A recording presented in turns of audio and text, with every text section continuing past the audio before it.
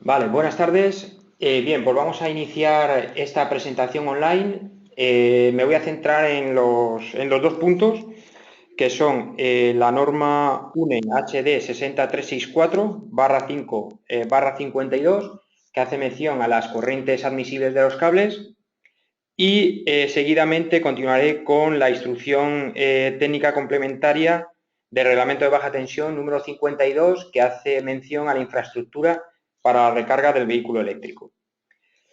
He preparado un par de presentaciones, con lo cual vamos a irlas viendo.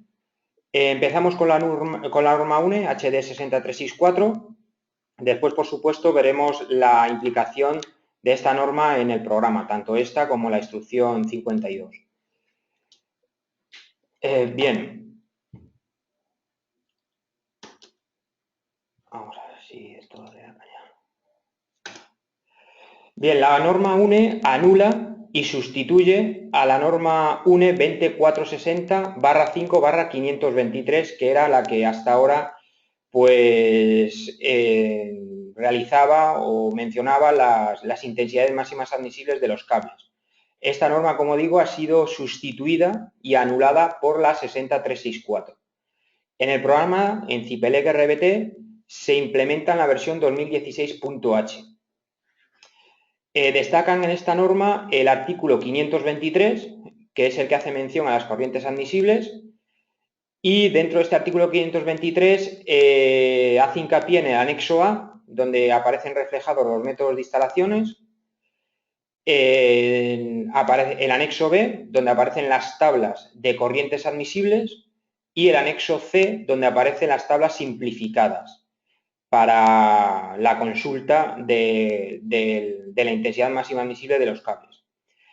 Digamos que en la anterior norma, la 20460, aparecía en el anexo A una fórmula con la cual se calculaba la intensidad máxima admisible de los cables. Había 4 componentes, A, B, M y N, y a partir de esa fórmula pues se calculaba la intensidad máxima admisible. Aparte también estaban las tablas.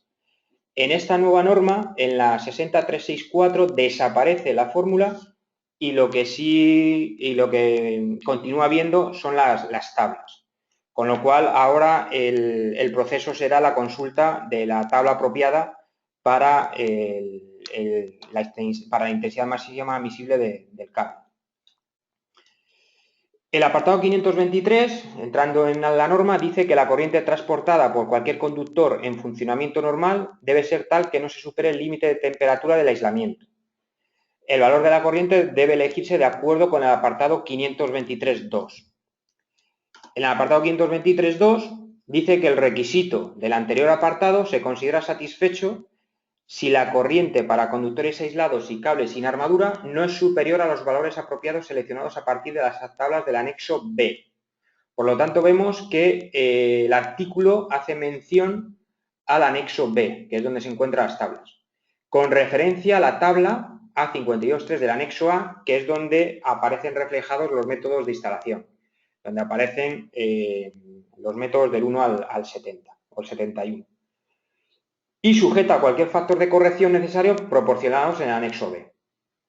De nuevo, hay que aplicar los factores de corrección, ya sean por resistividad, térmica del terreno, en caso de canalizaciones enterradas, factores de temperatura, en fin, lo vamos a ir viendo. Por lo tanto, el artículo 523.1 lleva al 523.2 y esta a su vez nos menciona la implicación del anexo A y el anexo B, y el anexo B referente a los factores de corrección. Bien, en la tabla 52.3, que vimos que mencionaba el artículo anterior, proporciona ejemplos de métodos de instalación y los vincula a los métodos de instalación de referencia.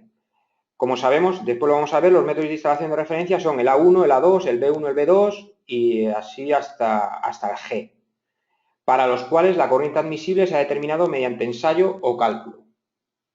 Los métodos de instalación de referencia son el A1, que son los conductores aislados en tubos en el interior de una pared térmicamente aislante. Vemos esta imagen corresponde al programa en el cual, pues bueno, se ha seleccionado ese tipo de instalación. Este tipo de instalación vemos que es posible seleccionando un tipo de cable aislado en el interior, en una instalación interior o empotrada, en un sistema bajo conductos y en tubo de sección circular en el interior de una pared térmicamente aislante. Esa selección corresponde al elemento número 1 o al método de instalación número 1 de la tabla B52.1 y corresponde a un método de instalación A1, un método de instalación de referencia A1. El siguiente método de instalación es el A2. Sería lo mismo, pero en este caso, en lugar de cables unipolares o aislados, cables multipolares. Vemos ahí también otra imagen de la selección de este tipo de instalación, que lo único que cambia con el anterior es la selección de un cable multipolar en lugar de unipolar o aislado. El tipo B1 son conductores aislados en tubos sobre una pared de madera. De nuevo, un ejemplo de este tipo de selección, donde en lugar, aquí la diferencia estriba en que en lugar de un tipo de instalación empotrado, se utiliza un tipo de instalación en superficie por conductos. El método B2, que correspondería a lo mismo, pero para cable multipolar. El método C, que serían cables unipolares o multipolares en una pared de madera. Vemos dos ejemplos de selección de este método de instalación tipo C. Y vemos que hasta ahora pues todo sería similar a la 20460 anterior. Aquí es donde ya hay algún cambio. Vemos que aparece un tipo de instalación que es el D1. El D1 es un método de instalación nuevo que aparece mencionado en la 24, en la 60364. La antigua norma, la 20460, existía el tipo de instalación D.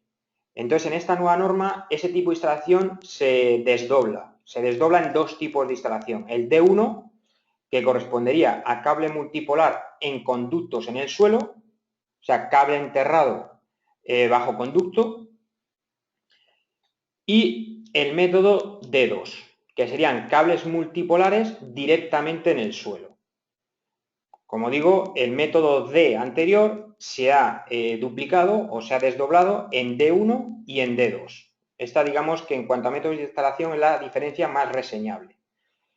Esto conlleva que hayan aparecido ya dos tablas de factores de corrección por resistividad térmica del terreno, una correspondiente al D1 y otra correspondiente al D2. Con lo cual aquí ya sí que hay diferencias con respecto a las intensidades máximas admisibles de la anterior norma. Después están los tipos de instalación E, F y G, que corresponden a cables unipolares o multipolares al aire libre, que dependiendo del sistema de instalación, bandeja perforada, bandeja lisa o sobre aisladores, pues van seleccionándose uno u otro método entre los E, F y G.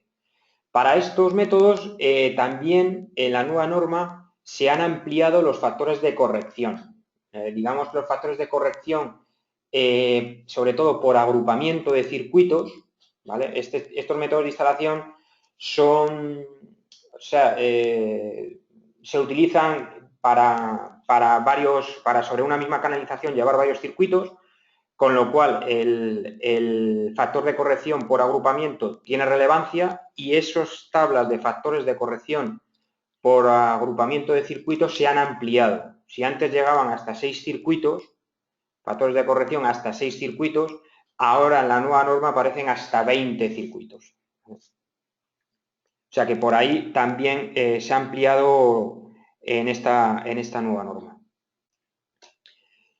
Bien, entramos en el anexo B y en la tabla B52.1 tenemos las corrientes admisibles para los circuitos simples y métodos de instalación de referencia, en función del aislamiento, termoplástico y termostable o mineral, y en función del número de conductores, trifásico o monofásico.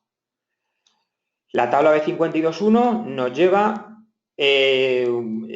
bueno, hay dos partes claramente diferenciadas, los tipos de instalación A a D y los tipos de instalación E, F y G.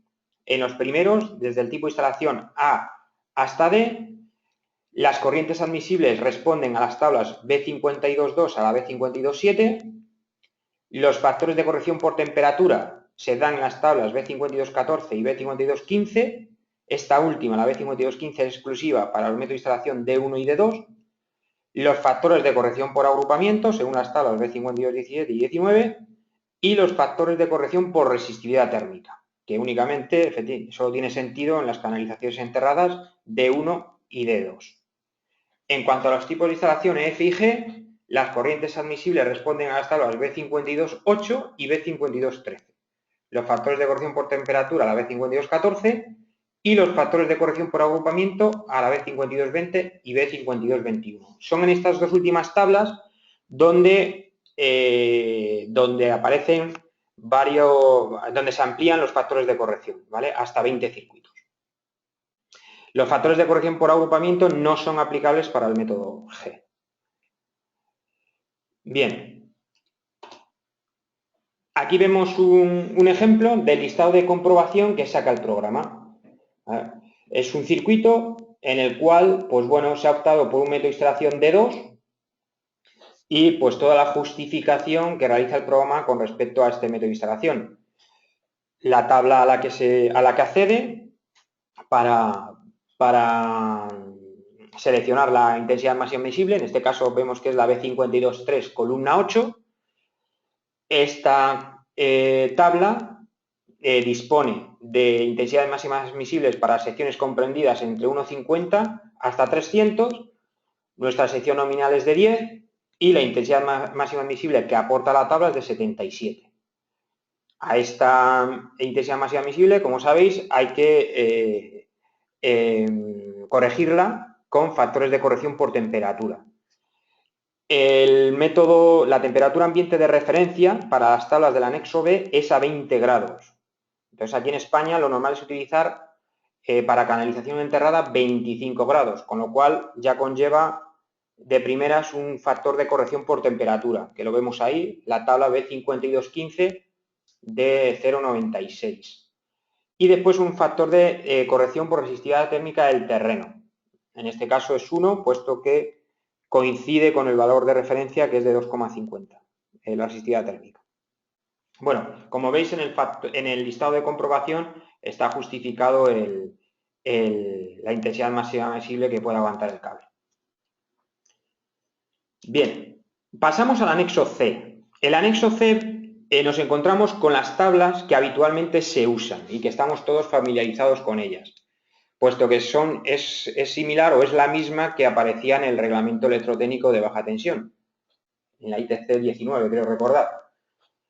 Entonces, en esta nueva norma, en el anexo C aparece de nuevo esta tabla simplificada, pero vemos que este anexo C es informativo y que no se menciona en los artículos que vimos anteriormente, donde te implicaba el anexo B, no el anexo C. Aún así, este anexo C, como vemos, aparece en la nueva norma.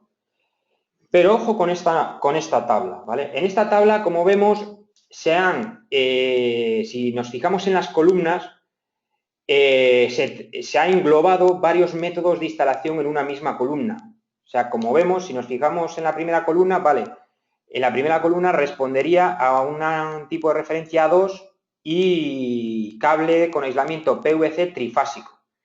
Ahí no hay lugar a dudas que esa tabla es específica para ese método de instalación. En cambio, si nos vamos a la columna 3, vemos que esta misma columna responde a dos métodos de instalación. A la 1 con aislamiento PVC trifásico y a la 2 con aislamiento PVC monofásico.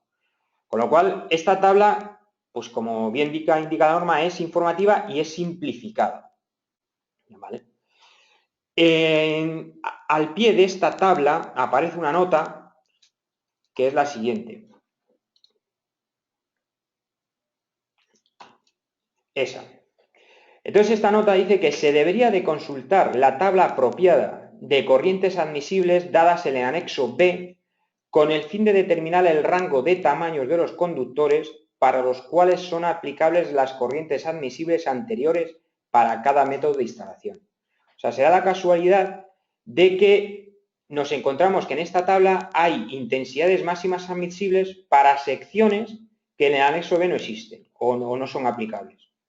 Entonces, es lo que nos está diciendo esta nota, que ojo con utilizar estos métodos, esta intensidad máxima visible para esos casos en los cuales en el anexo B no ha sido contemplada la intensidad máxima visible para esas secciones.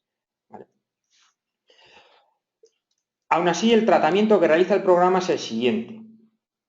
Vemos que puede haber casos en los cuales la tabla B, el anexo B, no contenga una intensidad máxima admisible. Es, por ejemplo, este caso que tenemos aquí. Aquí tenemos un método de instalación tipo F, que corresponde a cables unipolares en contacto al aire libre, aislamiento termostable.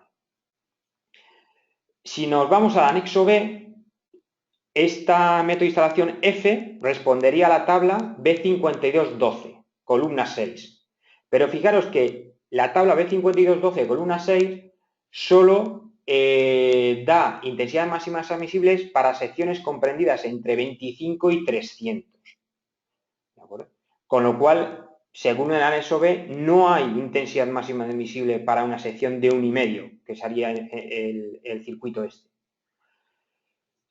Es por lo que el programa saca esa nota, que viene a posteriori. En este caso, la tabla B5212 no contiene un valor de intensidad máxima admisible para una sección de 1,5, por lo que se opta por utilizar la tabla C521 bis del anexo C informativo. El programa continúa y efectivamente, según esta tabla simplificada, nos encontramos que para este método de instalación sí que existe una intensidad máxima admisible de 21 amperios. El programa avisa que en el anexo B no ha sido posible obtener una intensidad máxima admisible y se ha tenido que ir al anexo C. Pero el programa te avisa. Continúa el proceso con el factor de corrección por temperatura, el factor en este caso por agrupamiento, por grupos que contienen más de un circuito, que en este caso como solo hay uno, pues uno. Vemos que la intensidad máxima admisible final es de 21 amperios. Si nos vamos a la tabla, la selección respondería a un método de instalación tipo F, la sección es de 1,5 y vemos que el valor es de 21. Pero fijaros que esta columna, la columna 11, responde a dos métodos de instalación. Al tipo C, que sería con aislamiento termostable monofásico, y al tipo F, que sería aislamiento termostable trifásico. ¿Vale? En una misma columna se han englobado dos métodos de instalación y esa es la historia. Bueno. Bien, seguimos. Bien, vamos a ver el ejemplo, el programa, cómo trata la norma. Ya está. Tengo aquí un ejemplo muy sencillo en el cual vamos a ver esto mismo. La antigua norma es posible seleccionarla todavía, O sea, no la hemos eliminado, con lo cual un cliente que quiera seguir utilizando la norma antigua lo puede seguir haciendo. Para ello, la selección de la norma la tenemos en este icono. ¿Vale? Opciones de cálculo. En la primera opción vemos si queremos utilizar las tablas de la norma nueva, la 60364, o la norma UNE 20460-5523 anterior, ¿vale? Entonces el programa da opción a utilizar una u otra. Por defecto, por supuesto, el programa va a venir configurado con la selección de la 60364. Si editamos esta línea, vemos que la canalización es un tipo D1. O sea, aquí vemos que nosotros podemos seleccionar el método de instalación de referencia de una manera rápida, mediante esta opción, instalación de referencia, D1, lo que sea, o bien pormenorizadamente seleccionando la norma UNE, la tabla 52.3. Si entro aquí, voy rellenando estos parámetros, conductos, y al final pues me da un tipo D1. O sea, lo puedo hacer de una manera más directa seleccionando directamente el método de instalación de referencia o de forma más pormenorizada accediendo a esta ventana. Vale. Fijaros que aquí tengo un método de instalación, como digo, D1. Bueno, ahora lo he cambiado. Bueno, si cancelo, me respeta el D1. Si yo selecciono la anterior, bueno, aquí tengo un D1, lo vemos ahí, instalación D1. Aquí tengo un B1 y aquí tengo un F, una instalación F. Si cambio de norma, el programa me va a respetar aquí el tipo de instalación B1, o sea, vincula el tipo de instalación nuevo con el antiguo, y aquí me respeta el tipo F, pero aquí ya no sabe, porque el D1 en la anterior norma no existía. Entonces te dice que el método de instalación D1 no es compatible con la norma esta. Entonces me toca volver a editar esta línea y seleccionar el método de instalación D. ¿Vale? Bueno, lo dejamos como estaba. Si vuelvo a la norma nueva, de nuevo el D no lo entiende y hay que seleccionar el D1 o el D2, lo que sea. Vale, si comprobamos y sacamos los listados de comprobación, vemos que aquí intensidad admisible, el listado de justificación, las tablas a las que accede, las columnas y el resultado final con los factores de corrección a aplicar. Y lo que os decía de anexo C sería este caso, el cual me da un aviso en la línea y la justificación de ese aviso, ¿no? Que el programa ha tenido que entrar en el anexo C informativo. ¿Vale? Bueno, con esto terminamos con el primer punto, que sería la norma UNE 60364. Si tenéis preguntas, por favor, escribírmelas y al final pues trato de responderlas, ¿de acuerdo? Yo continúo con el siguiente punto, que es la ITC BT52. Vale, la ITC BT52, tengo aquí de nuevo una presentación. Vamos a ver.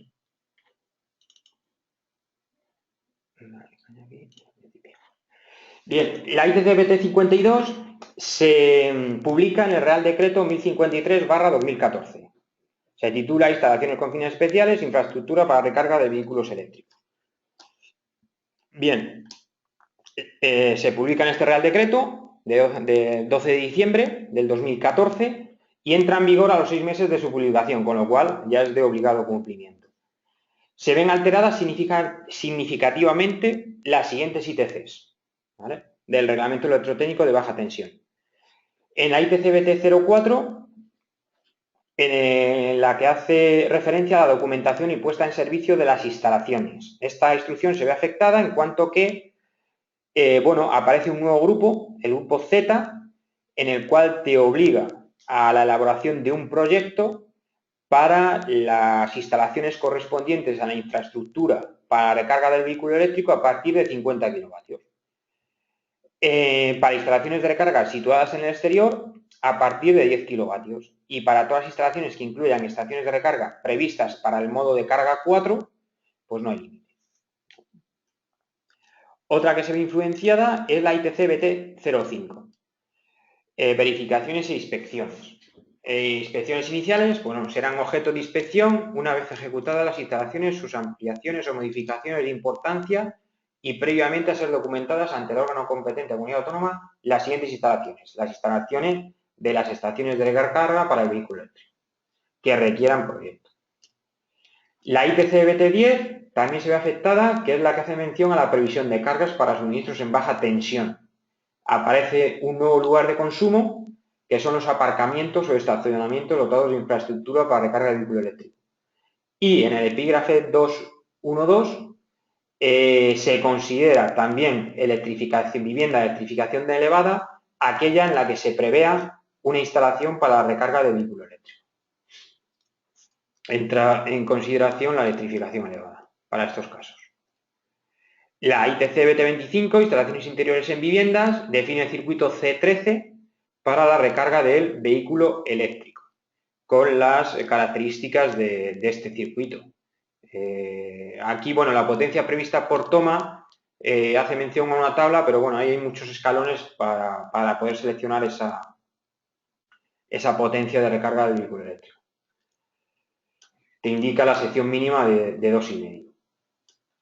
El ámbito de aplicación de la instrucción técnica es para aparcamientos de viviendas unifamiliares, aparcamientos colectivos en edificios o conjuntos inmobiliarios de régimen de propiedad horizontal, aparcamientos de flotas privadas, cooperativas o de empresa y aparcamientos públicos.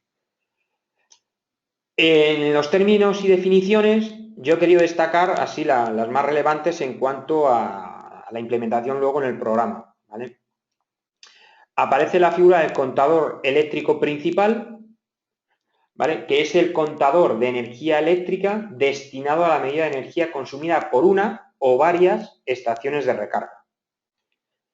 Aparece también un contador secundario, que es un sistema de medida individual asociado a una estación de recarga, que permite la repercusión de los costes y la gestión de los consumos.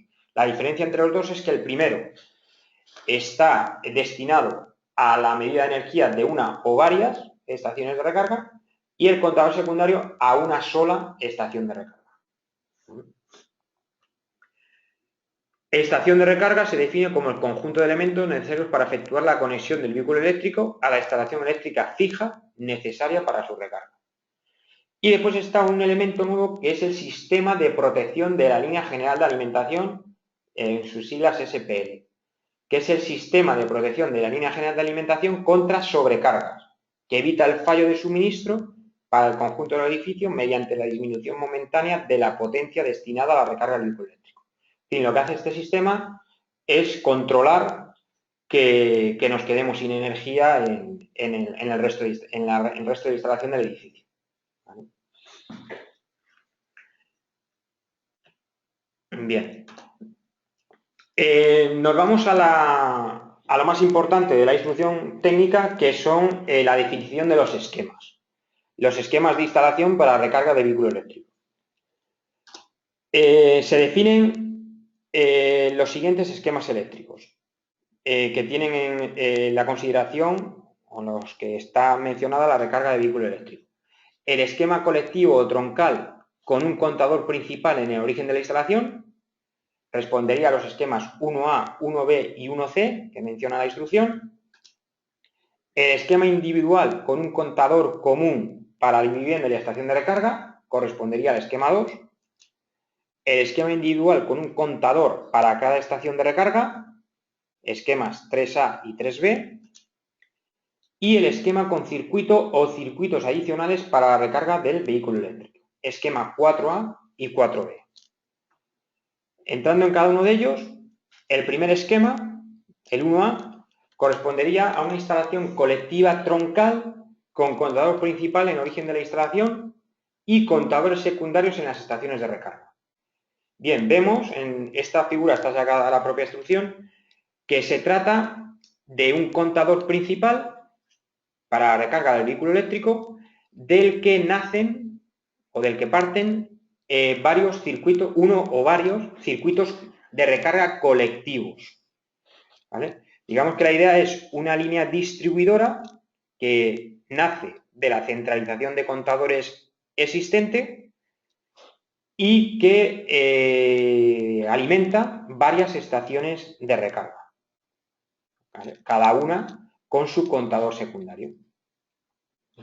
Sería una línea de distribución, de alimentación a varias estaciones de recarga. De ahí el concepto de circuitos de recarga colectivo.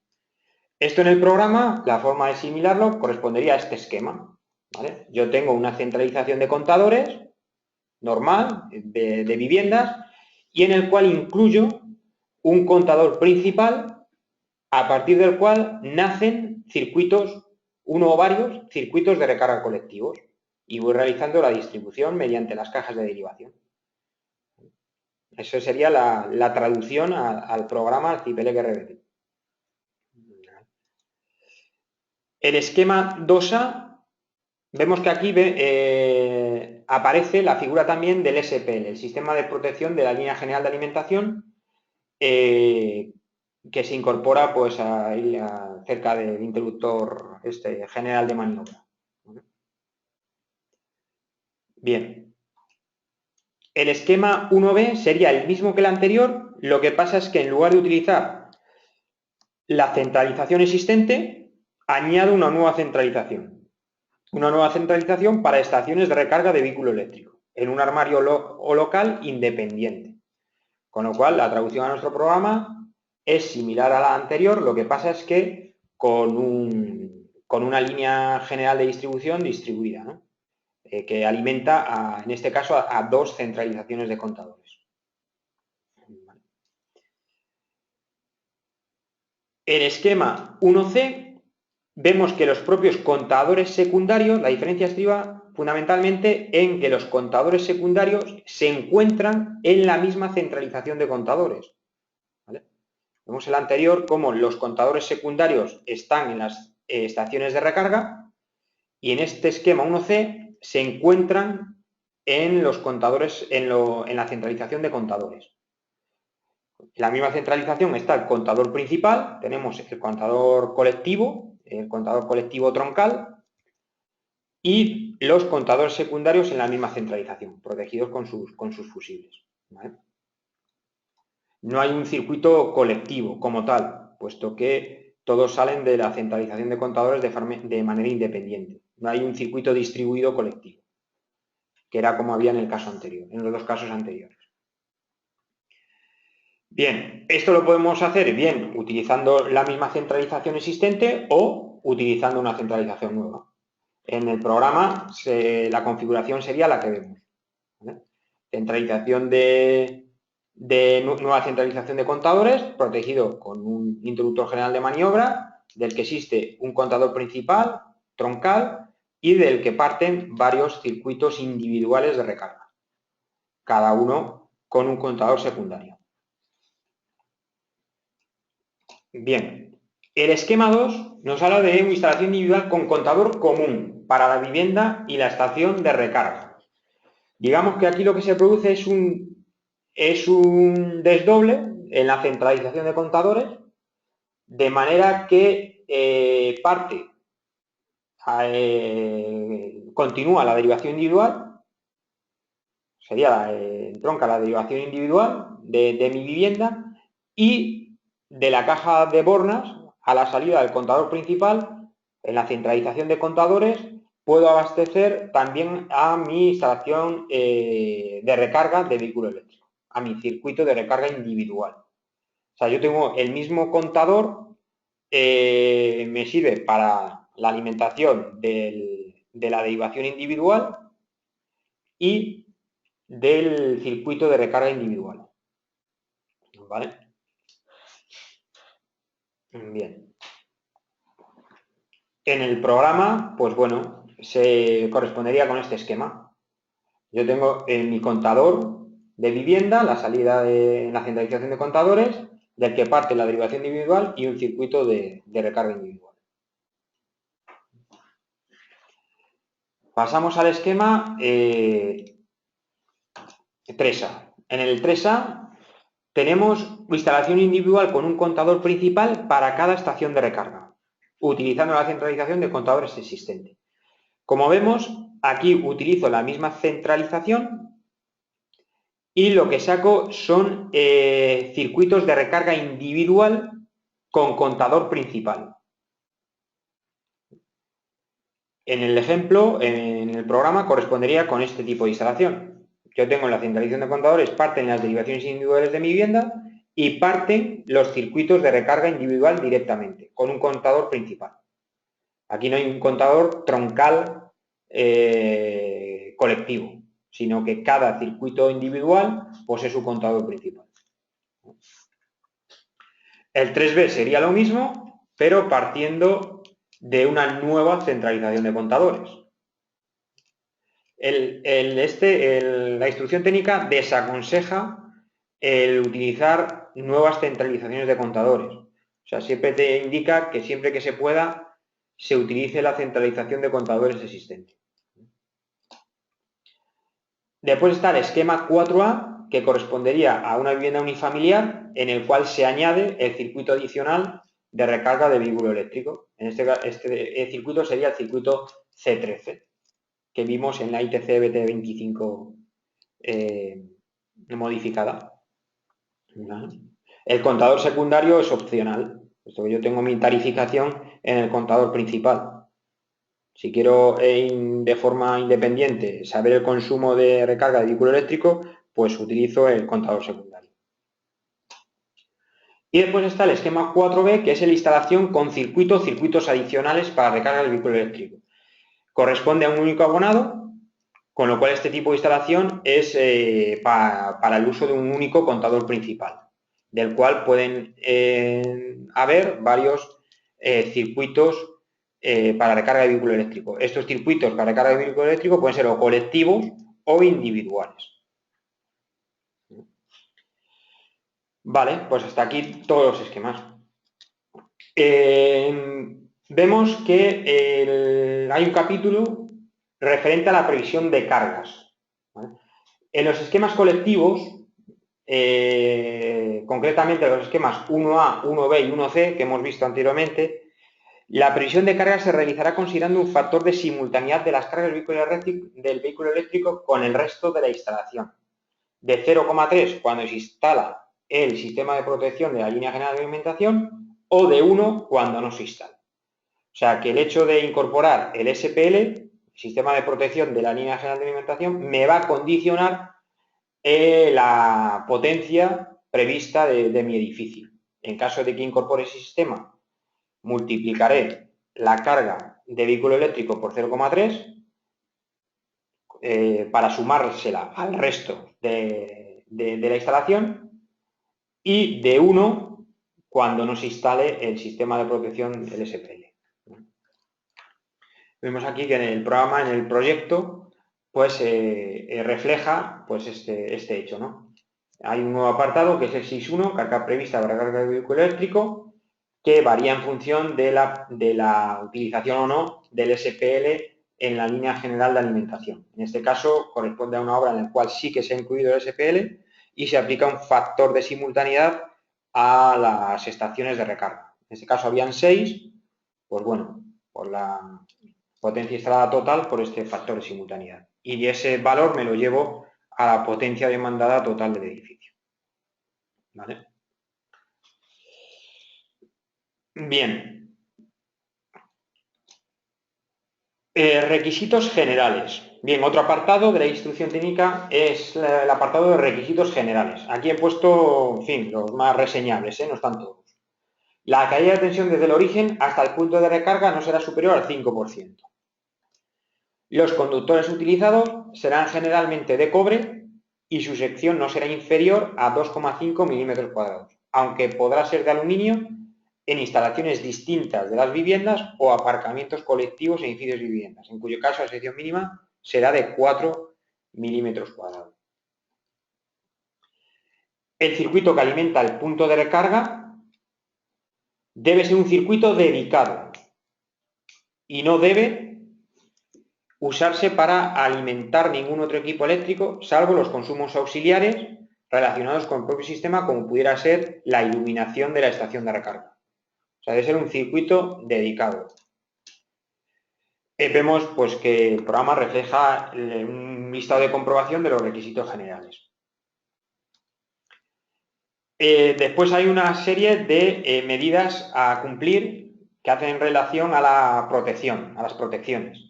Cada punto de conexión debe protegerse individualmente mediante un dispositivo de corriente diferencial residual máxima de 30 mA y los dispositivos de protección diferencial sean de clase A. Esto en cuanto a la protección frente a contactos directos e indirectos. Frente a sobrecarga y cortocircuito, dice que los circuitos de recarga deberán protegerse contra sobrecargas y cortocircuitos con dispositivos de corte unipolar curva C. Cada punto de conexión debe protegerse individualmente. Y por último, el apartado 3 te indica que todos los circuitos de recarga de vehículo eléctrico deben estar protegidos contra sobretensiones temporales y transitorias. Con lo cual, el programa, todos los circuitos deberán de estar protegidos frente a este tipo de sobretensiones, tanto temporales como transitorias. El programa, de nuevo, refleja este aspecto en un listado de comprobación. Bien, vamos al programa.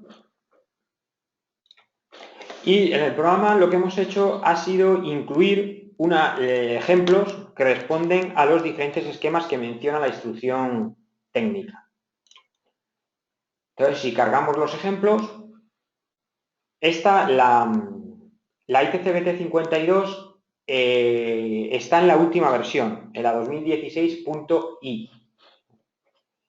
Entonces, si cargamos los ejemplos, aparecen aquí 3 y 3, 6, 2, 8, 8 ejemplos que responden cada uno de ellos a los diferentes esquemas que aparecen reflejados en la instrucción técnica, ¿vale? Por ejemplo, si abrimos el esquema 1A, pues se nos carga un ejemplo en el cual se ha introducido una derivación individual correspondiente a recarga de vehículo eléctrico, en el cual se han introducido 2 circuitos colectivos. Cada uno de ellos alimenta a 3 estaciones de recarga. ¿Vale?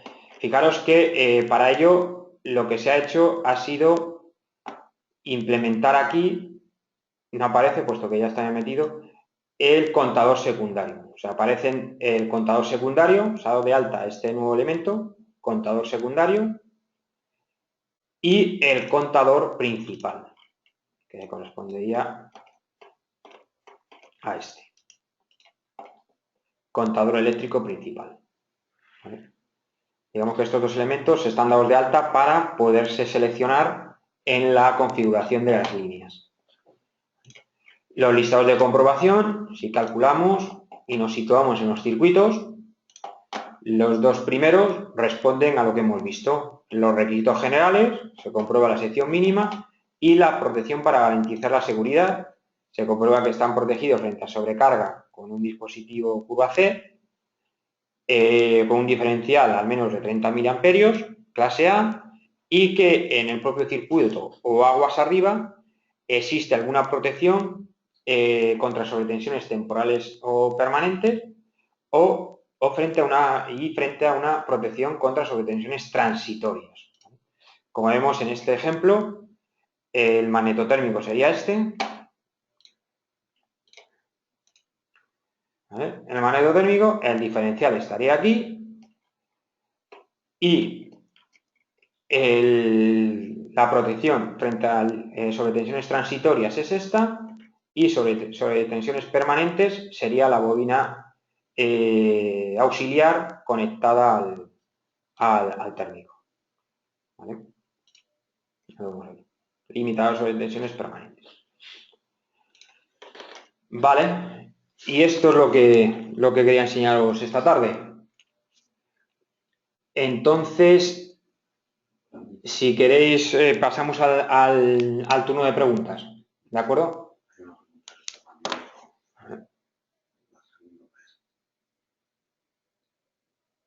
Bien. Sí, esta versión, esta ponencia está siendo grabada, ¿eh? Con lo cual se va a incorporar en nuestro canal de YouTube. Seguramente mañana estará ya disponible, ¿eh? Vale, vamos a ver. ¿Un cerramiento de ladrillo es una pared de mampostería o térmicamente aislante? Buena pregunta. Eso, pues hay foros que responden a esa pregunta. Yo, para mí, sería una pared de mampostería, por supuesto. Una pared de mampostería, ¿vale? Digamos que la pared térmicamente aislante es más restrictiva, ¿vale? En cuanto a intensidad máxima admisible, ¿vale? Es más favorable en una pared de mampostería que en una pared térmicamente aislante, ¿de acuerdo? Vale. ¿El circuito 13 de vehículo eléctrico siempre tiene que ir con diferencial independiente de los de medida? Entiendo que sí, ¿vale? Entiendo que sí, ¿eh? Entiendo que sí, ¿eh? Que tiene que llevar un diferencial aparte, ¿vale? Ahora mismo podríamos consultar la instrucción concretamente, pero sí, el programa de hecho sí lo pide, ¿eh? ¿Vale? A ver.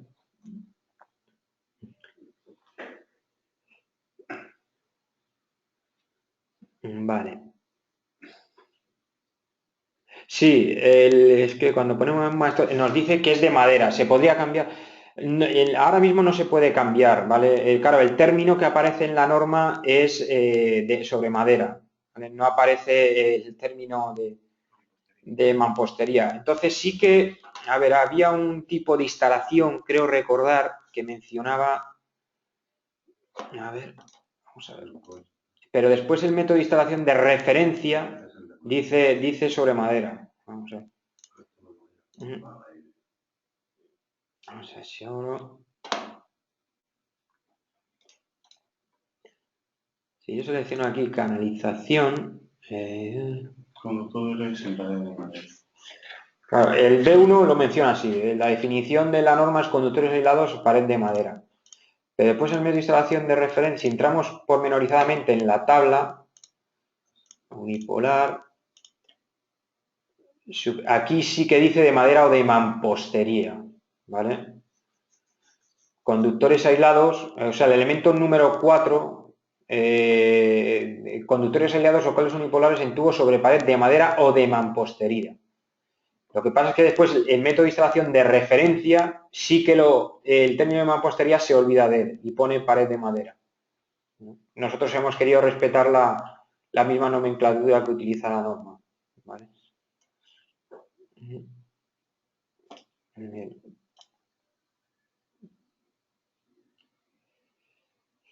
Bueno, y más preguntas no veo yo por aquí, ¿no?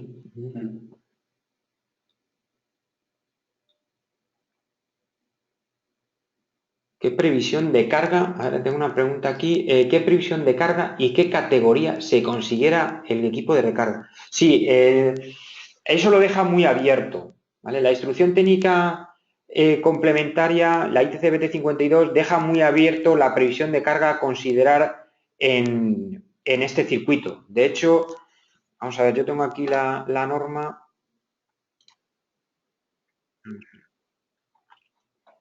Accedo aquí al... Nosotros ahí no hemos querido restringir ninguna previsión porque lo deja muy abierto, hay muchos escalones. Y de hecho, incluso te dice una coletilla que puedes utilizar cualquier previsión de recarga. Vamos a ver. Presentaciones. ¿Dónde está esto? PDF será esta. No. Aquí. Vamos a ver. Aquí hay una tabla.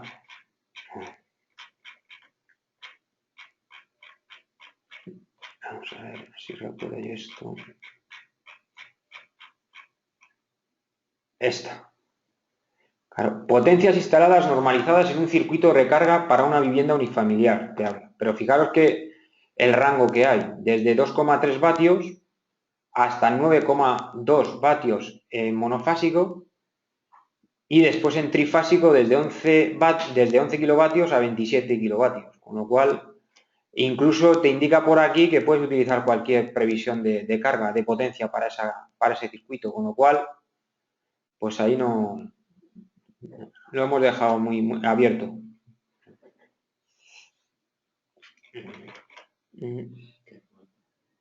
Vale, aquí fijaros que en el circuito, en el esquema 4A, que sí que responde al circuito individual para recarga de vehículo eléctrico, el propio circuito de vehículo eléctrico lleva un diferencial. Con lo cual sí que debe llevar un diferencial independiente el circuito C13.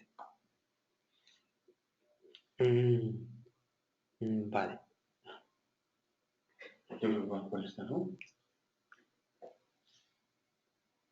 Cuando se dice que es de aplicación a viviendas unifamiliares con garaje, ¿quiere decir que es obligatorio poner estación? No, yo entiendo que no. No, o sea, en viviendas unifamiliares, si tú tienes esto, bueno, aquí podemos entrar ya en cuestiones más de legalidad, ¿no? Pero el reglamento te indica que si hay previsión de ese tipo de circuito, que sí, que efectivamente lo tengas en cuenta, pero si no, es que si no nos estaríamos cargando la electrificación básica. Claro, a partir de ahora todas las viviendas deberían de ser de electrificación elevada.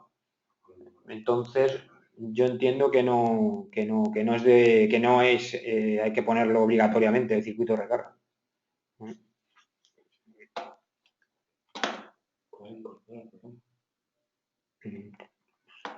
No entendemos. Vale. ¿Por qué? Se habla de extracción. Sí, el reglamento te indica varios modos de carga, ¿vale? O sea, aquí el reglamento menciona varios modos de carga en función de si el cable es solidario al circuito, si es solidario al tipo de instalación, Bueno, pues aquí están los diferentes modos de carga, ¿no? En fin, yo aquí tampoco he querido entrar en mencionarlo, ¿eh? Digamos que aquí esto hace mención al modo de conexión con el coche, ¿no? En el tipo de instalación, creo C, se habla de instalación en la centralización de contadores secundarios. La norma del programa deja la posibilidad de adoptar. No entiendo eso. En el tipo de instalación, creo C, se habla de instalación en la centralización de contadores secundarios. Vale, la norma y el programa deja posibilidad de adaptar los dos sistemas a la vez, es decir, en una centralización de contadores secundarios y principales conviviendo. Sí, puede ser, ¿eh? Sí, puede ser que el programa te deje mezclar varios esquemas, ¿eh? Bueno, nosotros ahí no hemos querido ser muy restrictivos, ¿vale? Porque esto, en fin, necesitamos también el feedback de los clientes y de la legalidad de este tipo de instalaciones. Nosotros hemos dado respuesta mediante el programa a la aplicación de los diferentes esquemas. Pero no hemos querido ser restrictivos. Oye, no, aquí en este me has utilizado un tipo 1A y ya no te voy a dejar hacer más. No es esa la idea, ¿eh? Nosotros hemos dado respuesta con el programa a los diferentes esquemas, se han introducido los ejemplos y para adelante.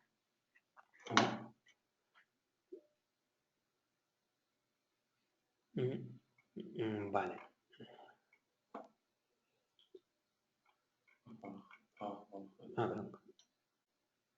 El control de contadores. Sí, bueno, estos contadores se miden, o sea, después en el cuadro de mediciones sí que aparecen medidos. O sea, aparece en el cuadro de mediciones tanto los contadores principales como los contadores secundarios.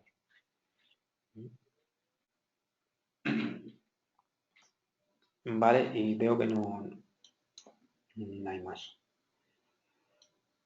Bueno, pues oye, veo que no hay más preguntas, con lo cual le agradezco la asistencia, vuestra asistencia y buenas tardes.